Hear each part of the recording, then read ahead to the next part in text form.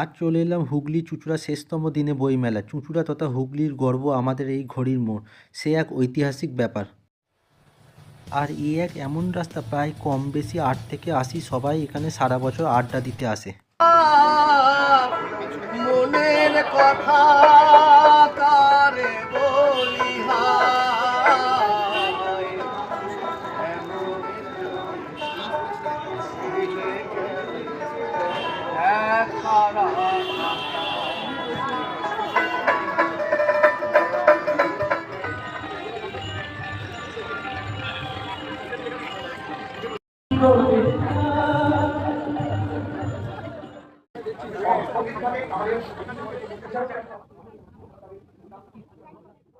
এই বইমেলা আমি গিয়ে দেখি মহানায়ক উত্তম কুমার জন্মশতবর্ষ উপলক্ষে নাচ গান অনুষ্ঠান প্রদান করা হয়েছে। অনুষ্ঠান দেখতে অনেকটাই ভিড় হয়েছিল।